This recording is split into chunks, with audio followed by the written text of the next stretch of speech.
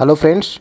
देखिए फ्रेंड्स, बहुत सारे कमेंट आ रहे थे कि सर हम लोग 1 to 5 यानी पीआईटी के लिए साइंस की तैयारी जो है कि कहाँ से करें, सोर्स बताइए। और 6 to 8 में भी कमेंट आ रहा था कि 6 to 8 के लिए हम लोग साइंस कहाँ से पढ़ें। तो फ्रेंड्स देखिए, मैं यहाँ पे इस वीडियो में ये क्लियर करूँगा कि 1 to 5 के लिए यानी कि फ्रेंड्स पीआईटी के लिए ख़ास तौर से आपको क्लास 8 की, क्लास 9th की और क्लास 10th की एनसीईआरटी साइंस की पूरा आप लोगों को पढ़ना है। और 6 to 8 के लिए फ्रेंड्स आपको 6 to 8 के लिए भी आपको क्लास 8th की एनसीईआरटी साइंस की और क्लास 9th की एनसीईआरटी साइंस की और क्लास 10th की एनसीईआरटी साइंस को कंप्लीट करना है। देखिए फ्रेंड्स, ऐसे बता देने से ही नहीं होगा। मैं यहाँ पे देखिए टीआरई 3.0 के पीआईटी के लगभग पूरे यानी कि 15 प्रश्न पूछे गए थे और पूरे 15 प्रश्नों को मैं प्रूफ के साथ में दिखाऊंगा कि क्लास 9th से और क्लास 10th की एनसीईआरटी साइंस से आपके जो है कि पूरे 15 प्रश्न डायरेक्टली इन्हीं जो है कि दो बुक से फंसे थे। देखिए फ्रेंड्स, और 6 to 8 के भी मैं प्रश्नों को बताऊंगा जो कि टीआरई 3.0 मैथ और साइंस वाले में जो पूछा गया था साइंस, उनके भी प्रश्नों को दिखाऊंगा। और देखिए साइंस में जो गणितीय वाले जो सवाल होते हैं वो भी फ्रेंड्स इन बुक से डायरेक्टली, जो बुक्स में एग्जाम्पल दिया गया है डायरेक्टली वहाँ से उठाकर जो है कि प्रश्न आपके एग्ज़ाम में पूछ लिया गया है। तो सबसे पहले फ्रेंड्स मैं जो है कि आपको कुछ यहाँ पे दिखाना चाहूँगा। यहाँ पे जैसे ये प्रश्न देखिए, आप देखिए पीआईटी के भी पूरे प्रश्नों को बताऊँगा। सबसे पहले आप यहाँ पे देखिए, सबसे बड़ी बात ये है, यहाँ पे देखिए ये आपका टीआरई 3.0 6 to 8 का ये पेपर है। 6 to 8 का ये पेपर है। और फ्रेंड्स ये देखिए, एक स्थिर स्थिति से शुरू करते हुए राहुल 30 सेकंड में 6 मीटर सेकंड का वेग प्राप्त करने के लिए अपनी साइकिल चलाता है। यानी कि फ्रेंड्स यहाँ पर देखिए, ये आपके साइंस में पूछा गया गणितीय वाला प्रश्न है, ठीक है। ये आपके टीआरई 3.0 6 to 8 मैथ और साइंस वाले में ये प्रश्न जो है कि पूछ लिया गया था। देखिए ये सवाल अगर मान लीजिए कि आपको नहीं पता है, लेकिन फ्रेंड्स आप जो है कि क्लास 9th की एनसीईआरटी और क्लास 10th की एनसीईआरटी साइंस की अगर आप पढ़े रहते तो फ्रेंड्स बिल्कुल, अगर आपके जहन में ये रहता तो आप बिल्कुल यहाँ पे लगा सकते थे। देखिए फ्रेंड्स, यहाँ से ये प्रश्न देखिए बिल्कुल यहीं से पूछा गया है। ये देखिए क्लास, ये जो है कि 9th की एनसीईआरटी है, चैप्टर नंबर क्या है, गति। देखिए यहाँ से सेम प्रश्न उठाकर पूछा गया। देखिए, विरामा अवस्था से राहुल अपनी साइकिल को चलाना शुरू करता है। देखिए बिल्कुल डाटा का भी हेरफेर नहीं है। और देखिए यहाँ से आंसर क्या निकल के आया है, तो आंसर देखिएगा फ्रेंड्स, यहाँ से निकल के दो आंसर आया है। 0 पॉइंट, यहाँ पे देखिएगा 0.2 मीटर प्रति सेकेंड स्क्वायर, और यहाँ से देखिए -0.4 मीटर प्रति सेकेंड स्क्वायर। तो यहाँ से ये प्रश्न पूछा गया था। और ये देखिए बिल्कुल सेम प्रश्न आपके जो है कि एनसीईआरटी की बुक से ही उठाया जा रहा है। अगर फ्रेंड्स आप जो है कि यहाँ से ये पता होगा तो बिल्कुल आप बिल्कुल ऑप्शन नंबर ए को ट्रिक करते और जो है कि आपका 1 नंबर मिल जाता। फ्रेंड्स देखिए, बहुत सारे सोर्स नहीं हैं, सिर्फ आपको क्लास 9th की और 10th की एनसीईआरटी साइंस को बढ़िया तरीके से पढ़ लेना है। चाहे वो आप पीआरटी के स्टूडेंट हैं, चाहे वो आप 6 to 8 के स्टूडेंट हैं। यहाँ पे देखिए, ये देखिए, ये उसी वाले पेपर में जो पहला प्रश्न मैं बताया था उसी वाले पेपर में पूछा गया है। ये देखिए, यदि कार का द्रव्यमान 1500 किलोग्राम है तो कार का वेग 30 किमी प्रति घंटा से 60 किमी प्रति घंटा तक बढ़ाने के लिए क्या कार्य करना होगा। इसका राइट आंसर क्या है फ्रेंड्स, ध्यान से देखिएगा। यहाँ से ये प्रश्न देखिए कहाँ से पूछा गया है। जैसे ही आप क्लास 9th की एनसीईआरटी कार्य तथा ऊर्जा वाले चैप्टर में आप जब जाएंगे तो यहाँ से देखिए ये प्रश्न यहीं से पूछा गया है। यहाँ से देखिए ये उदाहरण 10.4 वाला ये उदाहरण है। और यहाँ से मैं देखिए प्रश्न भी लिखा हूँ 124। तो यहीं से ये प्रश्न पूछा गया, बिल्कुल अंकों का भी हेर फेर नहीं है। बिल्कुल आंसर देखिए क्या निकल के आया है। यहाँ पे देखिए 15,000 1 लाख जो है कि 1,56,225 जूल। और देखिए आपका इसमें राइट आंसर क्या है, 1,56,000, यहाँ से देखिएगा, यहाँ से 1,56,225 जूल। तो यहाँ से ऑप्शन नंबर फ्रेंड्स ए बिल्कुल आप ट्रिक करते और निकल जाते, आपका 1 नंबर यहाँ पे मिल जाता। तो देखिए गणित वाले भी प्रश्न साइंस के आपके बिल्कुल इन्हीं बुक्स के एग्जाम्पल से ही उठा के डायरेक्टली पूछा जा रहा है। तो फ्रेंड्स ये बुक्स आपके लिए बहुत ही महत्वपूर्ण है, चाहे वो आप पीआईटी के स्टूडेंट हैं, चाहे वो आप 6 to 8 के स्टूडेंट हैं। तो साइंस के जो है कि बिल्कुल डर खत्म हो जाएगी जब आप क्लास 9th की और क्लास 10th की एनसीईआरटी को पढ़ लेंगे। यहाँ से देखिए ये उसी वाले पेपर में मैंने ऊपर 2 प्रश्न बताया, उसी पेपर में देखिए टीआरई 3.0 6 to 8 मैथ और साइंस वाले में ही 115 नंबर का प्रश्न पूछा गया था। एक कार 4 घंटे में 200 किमी की दूरी तय करती है, इसकी औसत गति क्या है? तो इसका राइट आंसर क्या है? ऑप्शन नंबर सी मैं बता दे रहा हूँ। और देखिए ये प्रश्न कहाँ पूछा गया है, तो देखिएगा ध्यान से, यहाँ से देखिए बिल्कुल यहीं से ये प्रश्न जो है कि पूछा गया है। आइए इसे उदाहरण के द्वारा समझे। एक कार 2 घंटे में 100 किमी की दूरी तय करती है, इसकी औसत चाल 50 किमी प्रति घंटा है।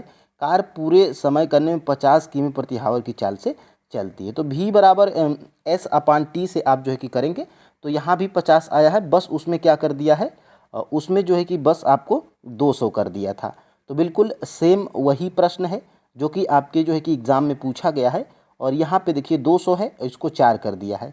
और वहाँ क्या था, तो वहाँ 100 था और यहाँ पे 200 था, यहाँ पे 2 था, तो यहाँ पे 50 वैसे भी आ रहा है और यहाँ पे बस 200 कर दिया है और यहाँ पे क्या कर दिया है, 4 कर दिया है, तो बस वहीं फिर 50। तो यहाँ पे आपका राइट आंसर क्या है, ऑप्शन नंबर सी। तो फ्रेंड्स अगर ये दोनों बुक्स अगर आप पढ़ लेते हैं तो साइंस की डर बिल्कुल आपको ख़त्म हो जाएगी। और देखिए अब हम लोग चलते हैं यहाँ पे, ये देखिए ये भी प्रश्न आपका जो है कि पूछा गया था और इस चैप्टर को हम लोगों ने कल ही कंप्लीट किया था टीआरई 3.0 6 to 8 मैथ और साइंस वाले में। उसी वाले पेपर में देखिए पृथ्वी की सतह पर गुरुत्वाकर्षण के कारण त्वरण लगभग है, तो 9.8 मीटर प्रति सेकेंड स्क्वायर है। और ये देखिए क्लास 9th की एनसीईआरटी जब चैप्टर नंबर आप गुरुत्वाकर्षण में जाएंगे, यहाँ पे देखिए चैप्टर नंबर गुरुत्वाकर्षण, और गुरुत्वाकर्षण वाले में जाएंगे तो यहाँ से बिल्कुल देखिएगा, यहाँ से देखिए पृथ्वी के गुरुत्वीय त्वरण का मान कितना होता है, g बराबर 9.8 मीटर प्रति सेकेंड स्क्वायर। देखिए मैं 150 नंबर का प्रश्न भी लिखा हूँ। और बिल्कुल फ्रेंड्स मैं क्लास 9th की एनसीईआरटी और क्लास 10th की एनसीईआरटी को मैं पूरा कंप्लीट कर चुका हूँ, वहाँ से जो है कि आप लोग जाके देख सकते हैं। और यहाँ से अब हम लोग देखते हैं, ये देखिए ये उसी वाले पेपर में पूछा गया है, ये भी उसी वाले पेपर में पूछा गया है। देखिए नाइट्रोजन के सही इलेक्ट्रॉनिक विन्यास को दर्शाता है 2 और 5। और यहाँ से देखिए जैसे ही आप खोलेंगे, यहाँ से देखिएगा परमाणु की संरचना क्लास 9th की एनसीईआरटी, तो यहाँ से देखिए नाइट्रोजन का इलेक्ट्रॉनिक विन्यास देखिए 2 और 5, यहाँ पे देखिए नाइट्रोजन का इलेक्ट्रॉनिक विन्यास 2 और 5, यहाँ पे देखिए इलेक्ट्रॉनों का वितरण। तो बिल्कुल फ्रेंड्स सारे प्रश्न आपके इन्हीं दोनों बुक्स से आ जाते हैं। ये भी देखिए उसी वाले पेपर में पूछा गया है, 133 नंबर का शब्द किसी सर्किट में विद्युत शक्ति का प्रतिनिधित्व नहीं करता है। तो इसका जो है कि प्रतिनिधित्व कौन सा नहीं, देखिए P बराबर VI, तो ये भी कर रहा है प्रतिनिधित्व। और I स्क्वायर, देखिए I स्क्वायर R ये भी करता है, लेकिन I R स्क्वायर नहीं करता है। और आपका राइट आंसर क्या था, ऑप्शन नंबर ए ही था, क्योंकि नहीं पूछा था। और यहाँ से बिल्कुल आप देख सकते हैं विद्युत वाले चैप्टर में, देखिए यहाँ से। तो बिल्कुल फ्रेंड्स सारे प्रश्न साइंस के आपके इन्हीं दोनों बुक्स से आ जाते हैं और यहाँ से सवाल भी बिल्कुल आपके यहीं से पूछ लिए जाते हैं। और ये देखिए ये भी देखिए 141 नंबर का प्रश्न उसी टीआरई 3.0 में 6 to 8 मैथ और साइंस वाले में, किसी पदार्थ को सीधे ठोस से गैस बदलने की प्रक्रिया क्या कहलाती है, तो ऊर्ध्वपातन कहलाती है। और बिल्कुल यहाँ से जैसे ही चैप्टर नंबर आप 1 खोलेंगे क्लास 9th की, चैप्टर नंबर 1 से ही देखिए द्रव अवस्था में परिवर्तित हुए बिना ठोस अवस्था से सीधे गैस में बदलने की प्रक्रिया को ऊर्ध्वपातन कहते हैं। और यहाँ से देखिए ये प्रश्न आपका पीआरटी में पूछ लिया गया था, ठोस कार्बन डाइऑक्साइड को शुष्क बर्फ या ड्राई आइस कहते हैं, ये आपके पीआरटी में और ये आपके 6 to 8 में। तो बहुत ही महत्वपूर्ण है फ्रेंड्स आपके जो है कि। और ये देखिए मनुष्य में लक्षणों की वंशगति के अध्ययन को क्या कहते हैं, तो यहाँ पे कहते हैं हम क्या, वंशगति कहते हैं, ऑप्शन नंबर सी। देखिए उसी वाले पेपर में पूछ लिया गया है। और यहाँ से देखिए आप यहाँ से, तो ये दोनों बुक्स कितना इम्पोर्टेंट है आप यहाँ पे देख सकते हैं। और देखिए यहाँ से अब मैं पीआईटी के सभी प्रश्न यानी कि 15 प्रश्नों को आपको इन दोनों बुक्स से ही दिखाऊंगा। देखिए मानव आँख की फोकस दूरी में परिवर्तन निम्नलिखित में से किसके कारण होता है, तो सिलियरी मसल्स के कारण होता है। यहाँ से फ्रेंड्स आप जो है कि देख लीजिए, यहाँ से समंजन क्षमता, जब आप क्लास 10 की एनसीईआरटी साइंस में जाएंगे मानव नेत्र तथा रंग बिरंगा संसार में, तो यहाँ से देखिए अभिनेत्र लेंस की वक्रता में परिवर्तन होने पर इसकी फोकस दूरी भी परिवर्तित हो जाती है। देखिए पश्चमाभि पेशियाँ, और पश्चमाभि पेशियाँ हम लोग किसको बोलते हैं, तो पश्चमाभि पेशियाँ फ्रेंड्स हम लोग इंग्लिश में उसको सिलियरी मसल्स ही बोलते हैं। यहाँ पे मैंने देखिए गूगल भी करके देखा था, तो बिल्कुल ये प्रश्न आपका क्लास 10 से था। और यहाँ से देखिए, यहाँ से था ये, यहाँ से, ठीक है। अब देखिए फ्रेंड्स आगे हम लोग बढ़ते हैं, और देखिए ये आपके जैसे ही क्लास 10th के एनसीईआरटी मानव नेत्र तथा रंग बिरंगा संसार खत्म होता है, उसमें ये अभ्यास के तौर पे ये प्रश्न एग्जाम्पल के तौर पे भी दिया गया है। तो देखिए अभिनेत्र लेंस की फोकस दूरी में परिवर्तन किया जाता है तो पश्चमाभि पेशियों के द्वारा, और इन्हीं पश्चमाभि पेशियों को इंग्लिश में क्या बोलते हैं, तो सिलियरी मसल्स बोलते हैं। तो यहीं से ये प्रश्न था। और फ्रेंड्स यहाँ से देखिएगा, एक विद्युत फ्यूज किस प्रभाव पर कार्य करता है, तो विद्युत धारा के तापी प्रभाव पर। और यहाँ से देखिए क्लास 10th की एनसीईआरटी चैप्टर नंबर क्या है, विद्युत, और इसी चैप्टर से ये प्रश्न जो है कि पूछा गया था। और ये देखिए पीआरटी में एक और प्रश्न, किस में टंगस्टन का प्रयोग किया जाता है, तो विद्युत बल्ब में। और यहाँ से देखिए बल्ब के तंतुओं को बनाने के लिए टंगस्टन का प्रयोग जो है कि किया जाता है। तो एक ही जगह से 2 प्रश्न, और यहाँ से आपके 3 प्रश्न हो जाते हैं। और देखिए यहाँ से वाहनों के साइडों में ट्रैफिक देखने के लिए किस प्रकार के दर्पण का प्रयोग किया जाता है, तो उत्तल लेंस। और यहाँ पे देखिए क्लास 10 की एनसीईआरटी प्रकाश परावर्तन तथा अपवर्तन, जब आप चैप्टर खोलेंगे तो यहाँ से देखिए उत्तल दर्पणों का प्रयोग, और यहाँ से देखिए उत्तल दर्पणों का उपयोग यहाँ से वाहनों के पश्च दृश्य के दर्पणों के रूप में किया जाता है। तो यहाँ से ये प्रश्न था। और यहाँ से और प्रश्न देखिए आपके पीआईटी में ही, और यहाँ से देखिए ये प्रश्न आपका यहाँ से था, प्रकाश परावर्तन तथा अपवर्तन। और यहाँ से देखिए प्राचीन भारतीय धातुकर्म का आश्चर्य लौह स्तंभ स्थित है, तो ये दिल्ली में स्थित है। और ये देखिए जैसे ही आप क्लास 10th की एनसीईआरटी धातु एवं अधातु चैप्टर को खोलेंगे तो आपका यहीं पे दिया गया है बिल्कुल लौह स्तंभ। देखिए ये देखिए दिल्ली स्थित लौह स्तंभ। तो आप आराम से अगर इस चैप्टर को पढ़े रहेंगे, चित्र बना के भी लौह स्तंभ का दिया गया है आपके साइंस में। चैप्टर का नाम क्या है, धातु एवं अधातु। तो ये भी प्रश्न आपका इसी बुक से था, क्लास 10th की एनसीईआरटी से। और ये देखिए यहाँ पे देखिए मैं लिखा भी हूँ, धातु एवं अधातु और दिल्ली स्थित लौह स्तंभ। तो बिल्कुल फ्रेंड्स साइंस के लिए आपको जो है कि पैनिक नहीं होना है। यहाँ पे देखिए ये भी आपका पीआईटी का है। निम्नलिखित में से कौन नीले लिटमस को लाल में बदल देगा, तो सिरका बदल देगा। यहाँ से देखिए ये प्रश्न आपका यहाँ से था। देखिए आप जानते हैं कि स्वाद खट्टा होता है या नीले लिटमस पत्र को लाल कर देता है, तो सिरका भी हमारा जो है कि आता है, सिरका भी हमारा जो है कि आता है किस में, अम्ल में आता है। और अम्ल क्या करता है, तो नीले लिटमस पत्र को लाल कर देता है। तो यहाँ पे लाल लिटमस पत्र को, नीले लिटमस पत्र को लाल कर देता है। तो सिरका हमारा अम्ल में आता है। और यहाँ पे देखिएगा, यहाँ से ध्यान से देखिए सिरका क्या है, तो सिरका हमारा क्या है, तो सिरका हमारा एक अम्ल है, और अम्ल क्या करता है, नीले लिटमस पत्र को लाल कर देता है। यहाँ से देखिए क्लास 10th की एनसीईआरटी चैप्टर नंबर 2 से ही ये प्रश्न जो है कि पूछ लिया गया था। यहाँ पर देखिए नींबू, सिरका या बेकिंग सोडा का विलयन। तो यहाँ से फ्रेंड्स ये अम्ल है, और अम्ल क्या करता है, तो तथा नीले लिटमस पत्र को लाल कर देता है। अम्लों का स्वाद खट्टा होता है और अम्ल नीले लिटमस पत्र को लाल कर देता है। तो यहाँ से ये प्रश्न था। और देखिए यहाँ से सूखी बर्फ, कार्बन डाइऑक्साइड, यहाँ पे देखिए क्लास 9th की एनसीईआरटी हमारे आसपास के पदार्थ चैप्टर नंबर 1 है, और इसी से ये प्रश्न जो है कि बन गया था। और देखिए यहाँ से और प्रश्न, बायोगैस का प्रमुख घटक। देखिए क्लास 10 की एनसीईआरटी कार्बन एवं उसके यौगिक खोलेंगे, तो यहाँ से देखिए मेथेन को देखते हैं, जो कार्बन का यौगिक है। ईंधन के रूप में मेथेन का अधिकांश उपयोग होता है। यह बायोगैस एवं संपीड़ित प्राकृतिक गैस सीएनजी का प्रमुख घटक है। तो यहाँ से ये प्रश्न था आपका। और देखिए यहाँ से फ्रेंड्स बिल्कुल मेथेन को ही बायोगैस कहते हैं, मेथेन CH4 यहाँ से था। और यहाँ से और प्रश्न देखिए, अंतःस्रावी ग्रंथि नहीं है। और ये देखिए क्लास 10 की जब आप एनसीईआरटी खोलेंगे, चैप्टर नंबर कौन सा, नियंत्रण एवं समन्वय। तो इसमें जो है कि दिया गया है थायराइड क्या है, अंतःस्रावी ग्रंथि है। पिट्यूटरी ये भी थायराइड जो है कि अंतःस्रावी ग्रंथि है। और लैक्रिमल क्या है, बहिर्ग्रंथि है। और ये जो है कि इस चैप्टर में देखिए आपका दिया भी गया है, देखिए अंतःस्रावी ग्रंथि, देखिए पिट्यूटरी और थायराइड ये क्या है, तो ये दोनों अंतःस्रावी ग्रंथियाँ हैं। तो यहाँ से ये प्रश्न था। और देखिए यहाँ से, और यहाँ से आइए, और देखिए निम्नलिखित में से ये आपका पीआईटी में पूछा गया था, कौन सा एक वानस्पतिक हार्मोन है, तो साइटोकाइनिन। और साइटोकाइनिन देखिए क्लास 10 के एनसीईआरटी नियंत्रण एवं समन्वय खोलेंगे तो देखिए उस अभ्यास में भी दिया गया है। निम्नलिखित में से कौन सा पादप हार्मोन, और पादप हार्मोन और वानस्पतिक हार्मोन दोनों एक ही होता है, और साइटोकाइनिन आपका इसमें आंसर है।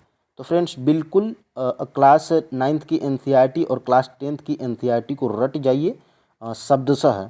और देखिए यहाँ से 127 नंबर का प्रश्न, निम्नलिखित में से कौन सी श्रृंखला है, कौन सी एक खाद्य श्रृंखला है, तो घास, हिरण और बाघ ये क्या है, खाद्य श्रृंखला है, ऑप्शन नंबर 1। और देखिए कक्षा 10 एनसीईआरटी हमारा पर्यावरण चैप्टर जब आप खोलेंगे तो इसमें जो है कि दिया गया है। यहाँ से देखिए आहार श्रृंखला का निर्माण करते हैं, तो घास, बकरी और मानव।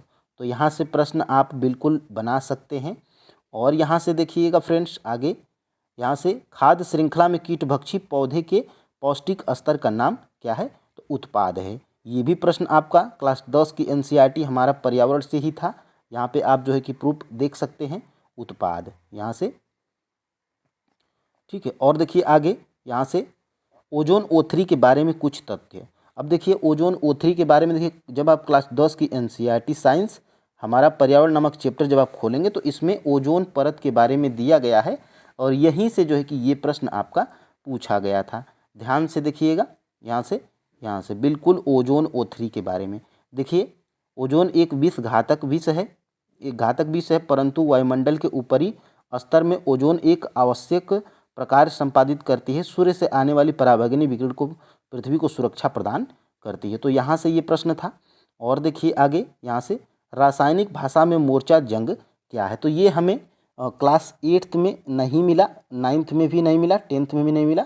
ये क्लास आपके साइंस जो है कि 7वीं में मिला था, लोहे में जंग लगना। तो मैंने पीआईटी के लगभग आपको कितने प्रश्न दिखाए थे, लगभग पीआईटी के आपके हमने 15 प्रश्न के 15 प्रश्न आपको दिखाए थे, जो कि क्लास 9th और 10th से लगभग एक जो है कि सिर्फ जो प्रश्न था मोर्चा या जंग वाला वो हमें 9th और 10th में नहीं मिला। तो बहुत ही बड़ी बात है फ्रेंड्स, 2 बुक्स से आपके सारे प्रश्न कवर हो जा रहे हैं, तो बहुत ही अच्छी बात है। और आप जो है कि पीआईटी के स्टूडेंट हैं, चाहे वो आप 6 to 8 के स्टूडेंट हैं, आप जो है कि क्या करिए, तो क्लास 9th की एनसीईआरटी साइंस की और क्लास 10th की एनसीईआरटी की साइंस की पूरा शब्दशः रट जाइए फ्रेंड्स। बिल्कुल सारे प्रश्न आपके वहीं से आ रहे हैं। तो फ्रेंड्स आज के लिए इतना ही।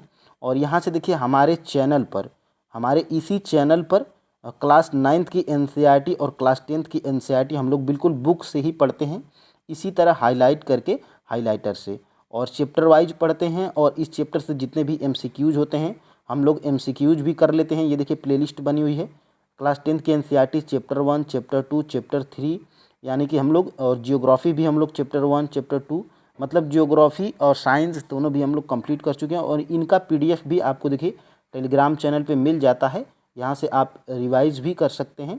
तो इस वीडियो के डिस्क्रिप्शन बॉक्स में टेलीग्राम चैनल का लिंक है, वहाँ से जो है कि आप ज्वाइन भी कर लीजिएगा। तो फ्रेंड्स देखिए आज के लिए इतना ही। कमेंट कल आ रहा था कि सर हम लोग साइंस के लिए कौन सा बुक लें, तो साइंस के लिए फ्रेंड्स बिल्कुल आप पीआईटी के स्टूडेंट हैं, चाहे वो आप 6 to 8 के स्टूडेंट हैं, आप जो है कि सिर्फ क्लास 9 की एनसीईआरटी और क्लास 10 की एनसीईआरटी साइंस को आप जो है कि परचेज करिए और शब्दशः रट जाइए, आपके सारे प्रश्न वहीं से आ जाएंगे। ये जो है कि आप निश्चिंत रहिए। तो फ्रेंड्स आज के लिए इतना ही, जय हिंद।